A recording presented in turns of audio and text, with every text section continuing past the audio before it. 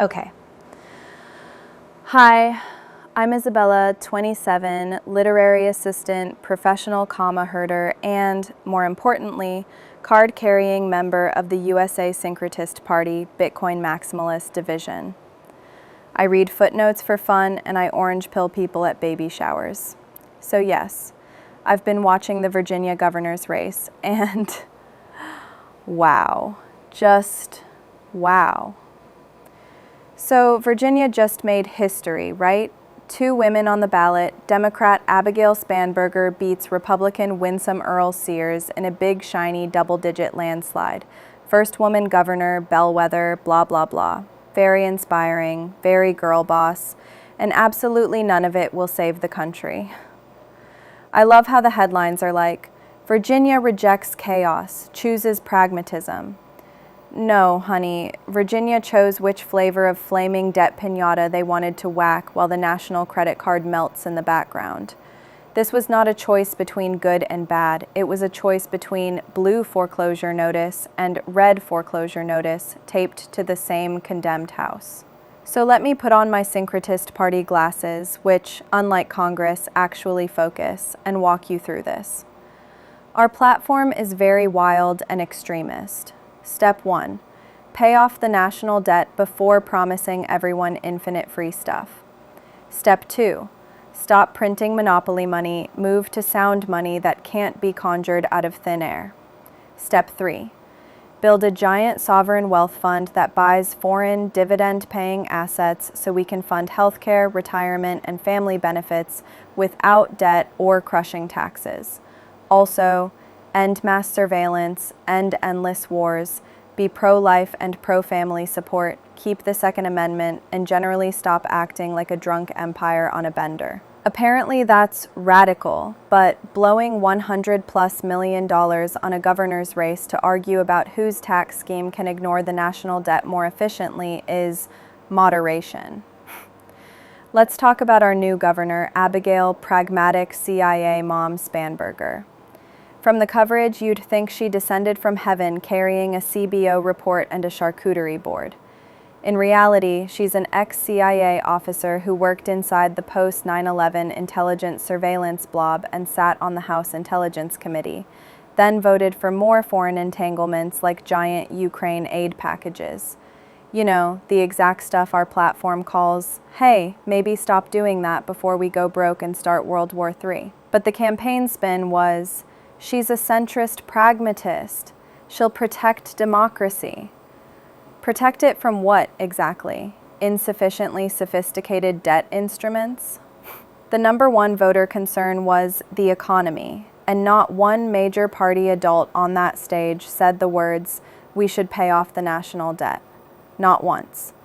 They talked about cost of living, housing affordability, gas prices, like 2 arsonists arguing over which scented candle to light in the burning house. The syncretist position is put out the fire, repossess the matches, and maybe stop storing fireworks in the kitchen. They're like, no, we'll just open a window. Spanberger's big economic idea? More programs, more investments, rejoining regional carbon tax schemes, and just trusting the same fiat system that got us here. Earl Sears's big idea? Tax cuts without matching cuts in the war machine or the surveillance state. So Democrats want to spend without cutting, Republicans want to cut taxes without cutting anything that actually matters, like our habit of bombing countries whose names they can't spell. It's like watching 2 people argue about whether to refinance a credit card with another credit card, and the Syncretist Party walks in like, what if we paid the balance? And both of them scream, extremist, in unison. And can we talk about money in politics? Our platform literally calls for overturning Citizens United and nuking the influence of dark money. Meanwhile, this little Virginia bellwether cost about $101 million in campaign cash, $66 million for Spanberger, $35 million for Earl Sears. That's not an election. That's a Super Bowl ad slot with extra yard signs. Imagine thinking you live in a representative democracy when your governor's race costs more than the GDP of a small island nation. I'm a syncretist and a Bitcoiner, so when I see those numbers, I'm like, oh cool, they just leveraged your kid's future to buy negative yield yard signs. Now, as a Bitcoin maximalist, let me speak directly to the core insanity. Both parties are still worshiping at the altar of fiat.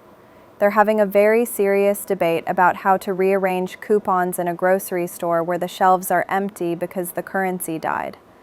Neither side asks, hey, should money be, I don't know, real? Scarce? Not printed by whichever central banker had a stressful week? Syncretists. Abolish the fiat clown show, move to sound money, end structural inflation. Democrats and Republicans. What if we just manage the inflation better while we print more to fund different flavors of nonsense? I'm over here stacking sats, and they're arguing about whether to paint the printing presses blue or red.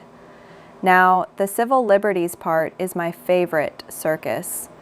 Our platform says, end mass surveillance, repeal the Patriot Act and the worst parts of FISA, and stop treating the Bill of Rights like a suggestion. Spanberger's resume literally glows with, I worked for the surveillance state and helped oversee it. That's not a bug, that was her selling point. So you had voters going, I'm scared about threats to democracy, and then choosing the candidate whose career was spent inside the machinery that can read your emails and track your phone. Incredible.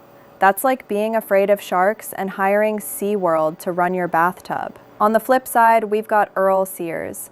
Big on guns, big on law and order. She's solid on the Second Amendment, yes. She'll happily pose with a rifle and tell you gun ownership deters crime. But ask about the surveillance state and suddenly it's crickets and thin blue line merch. Our platform says you don't get to be pro-liberty while you quietly support the tools that can track every citizen like a tagged lab rat. We want guns and privacy. She wants guns and a Ring camera on your soul. So Democrats give you disarmament plus surveillance. Republicans give you guns plus surveillance. Syncretists are like, have you considered not letting the state watch and disarm you at the same time? And the duopoly responds, that sounds dangerous. Now, social policy. Our platform is pro-life and pro-family support.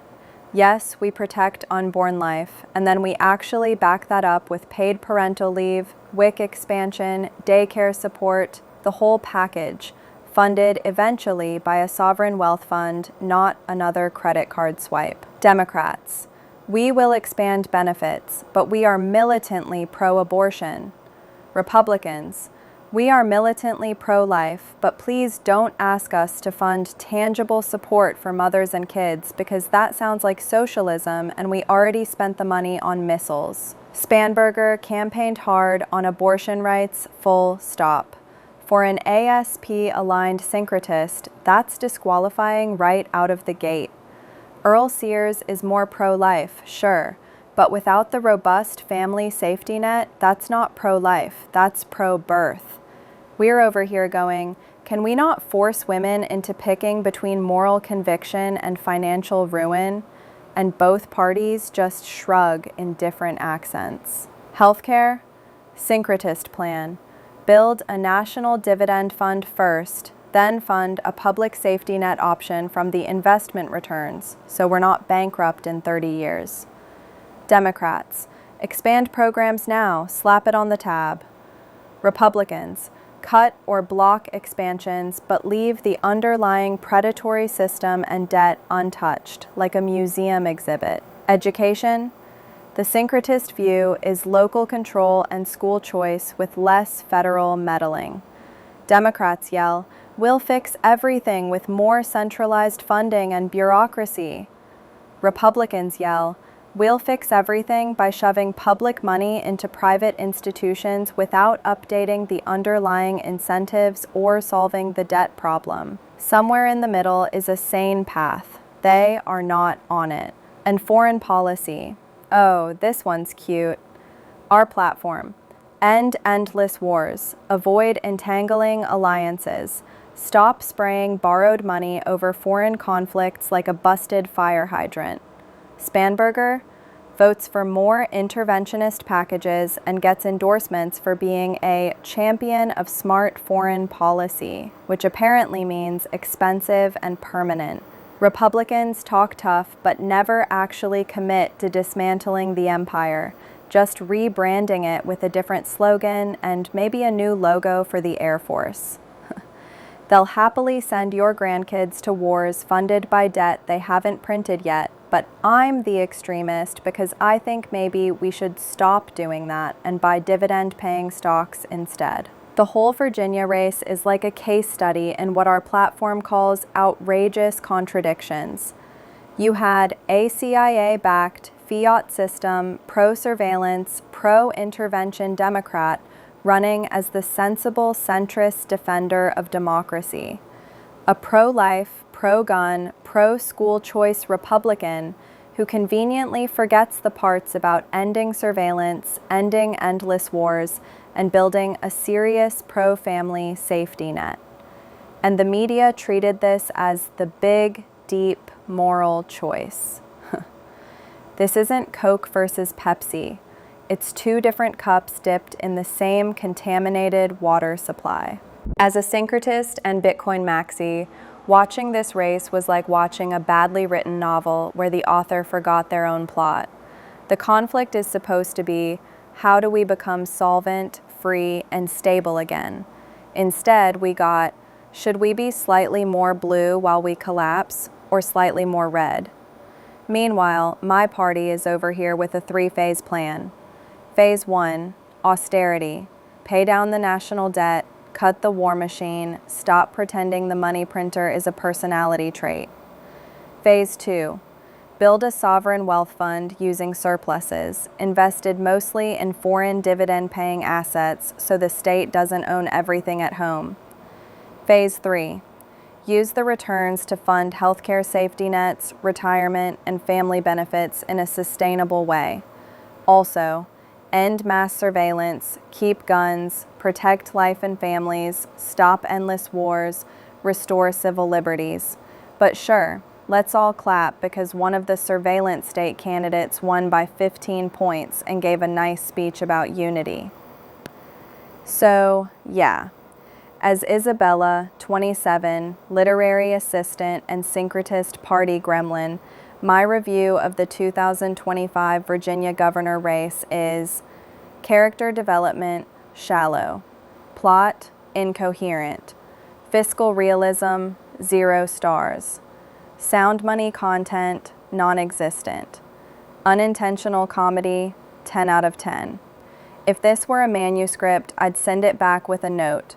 You've written a very compelling dystopia. Unfortunately, you keep insisting it's a democracy.